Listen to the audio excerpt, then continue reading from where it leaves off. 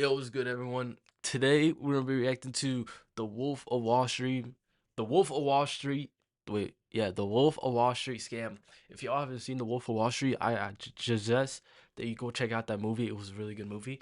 It was, it's a very good family friendly movie to watch. But basically, in this video, am curious on how the actual like scamming part of the movie actually worked. Like what the actual penny stock, I think it was called penny stock scam. What the scam was actually about and like how it actually worked.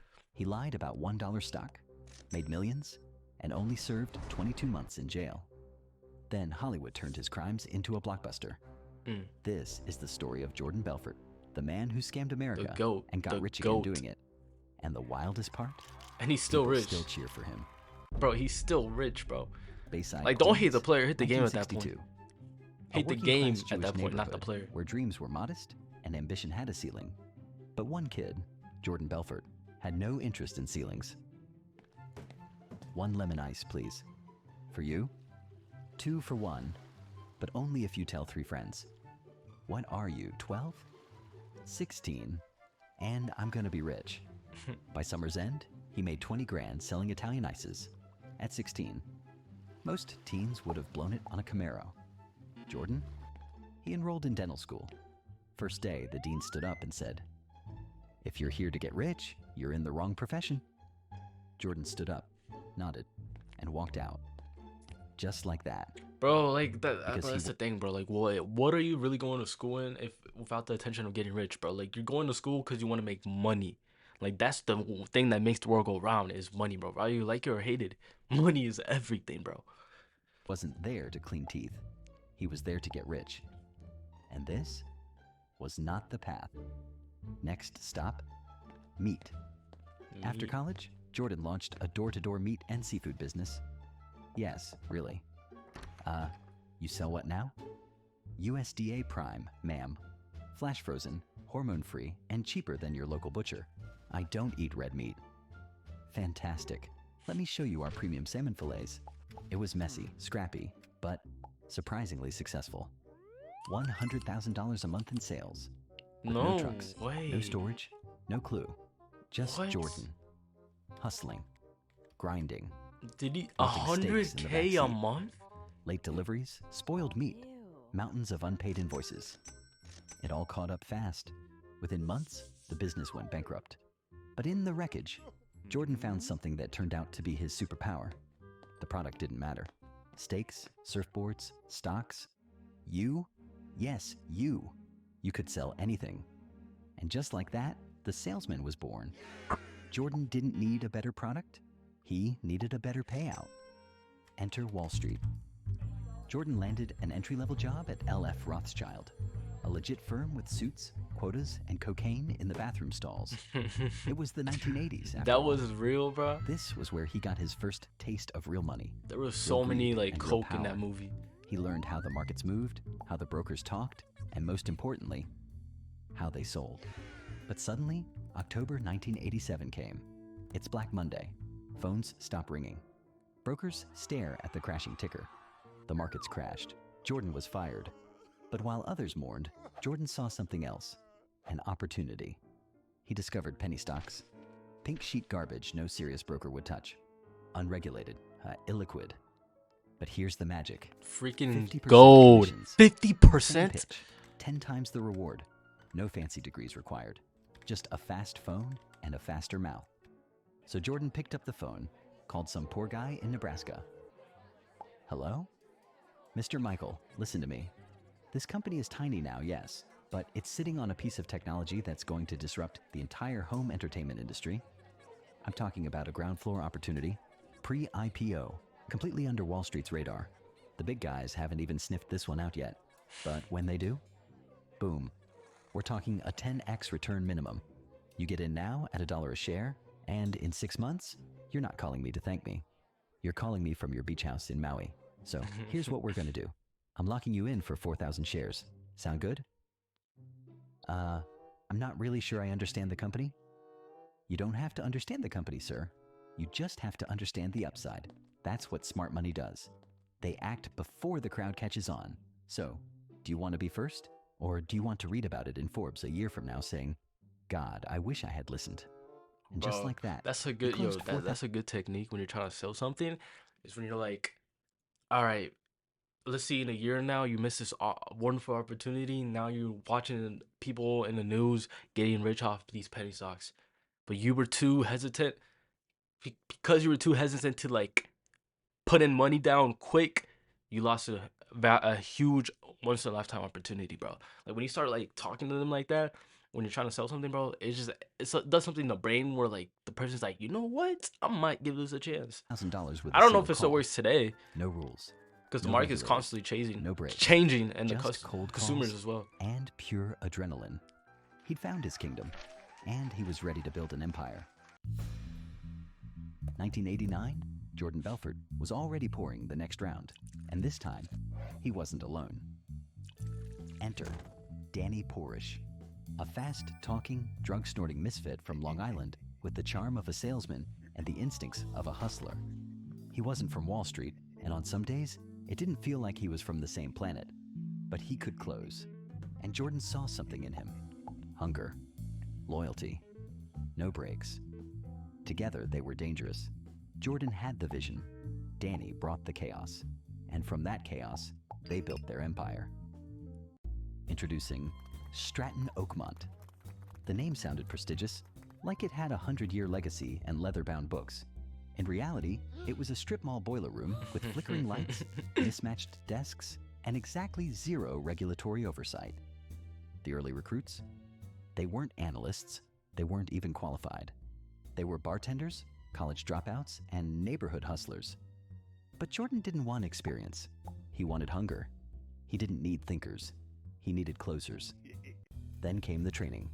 Jordan developed a method called straight line persuasion, a psychological pressure cooker designed to turn stammering rookies into high-pressure machines.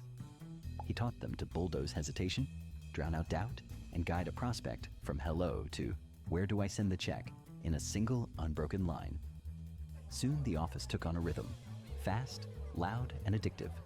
Phones never stopped ringing. Orders never stopped flowing. The energy was electric, the egos were growing, and so was the money. But Stratton's brilliance wasn't just in how it sold. It was in who it sold to.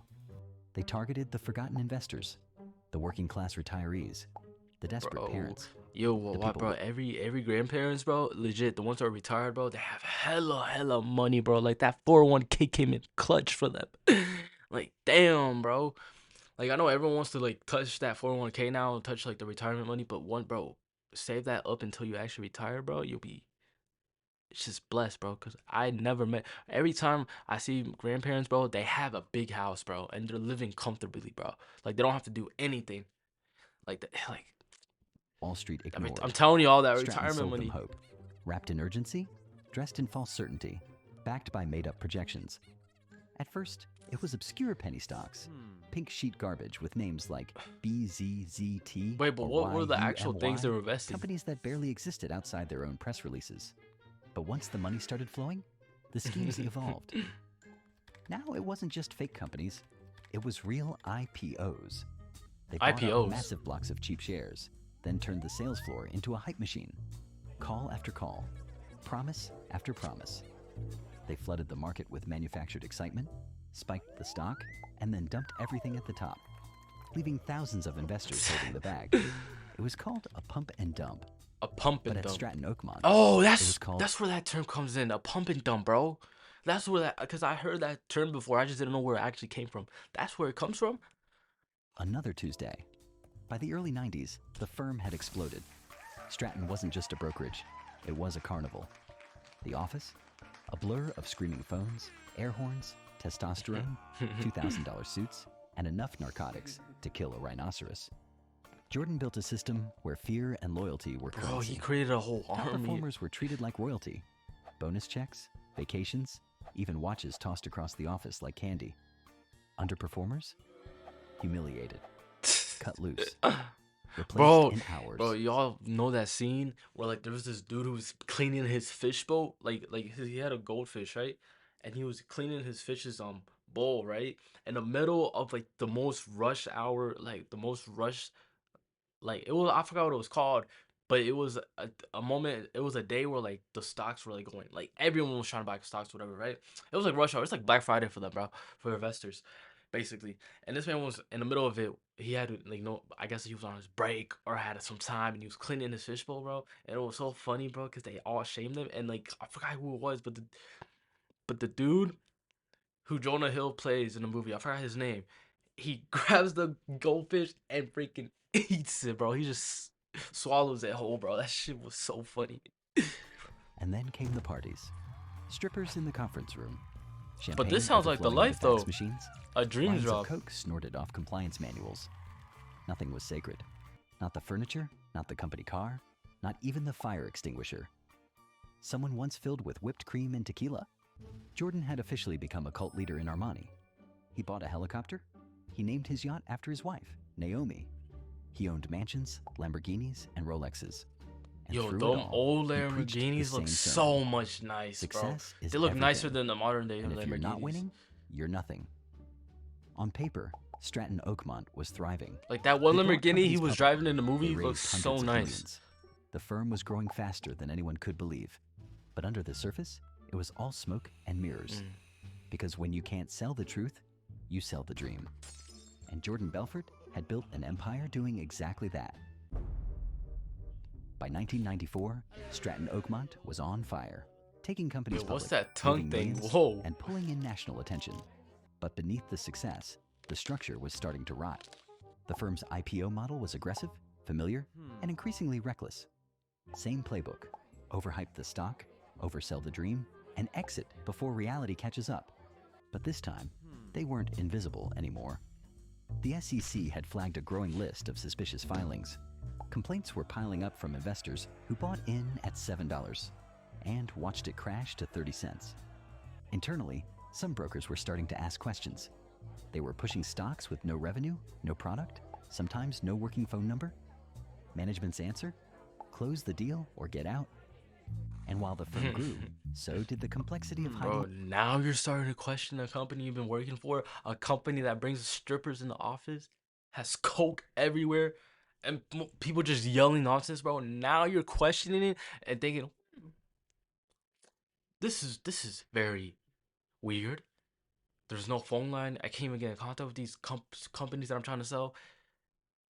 Something fishy is definitely, bro. There's no way it took you that long to figure out that you guys were just straight up scamming everyone. The money. Millions were funneled offshore through a web of shell companies. Some accounts were under Jordan's aunt's name in the UK. Others were parked in Jordan's Geneva aunt. under company names that didn't exist. Company At one point, XYZ. Jordan moved funds using couriers, including a housekeeper, smuggling. There's no way he stashed named a stuffed company envelopes sewn XYZ into her as a bra. fake company. Jordan called That's it like the asset obvious lie. protection. The FBI called it laundering. Inside the firm, things were changing. Drug use, once a reward, became a necessity. Quaaludes slowed their speech. Cocaine sped them back up. People passed out during calls. One broker had a seizure on the sales floor. Fights broke out over commissions, women, or just too much testosterone. At least 2 employees had to be escorted out after violent outbursts. And Jordan? He was unraveling faster than the firm. His marriage to his wife was disintegrating. She'd find pills in the couch cushions, syringes in the bathroom. He once crashed his Ferrari into a pillar while high on lewds. Oh, it was a Ferrari. Why did I call it a Lamborghini? It was a Ferrari, bro. My fault, my fault. Yo, to my car enthusiasts, bro, do not cook me in the comments, bro.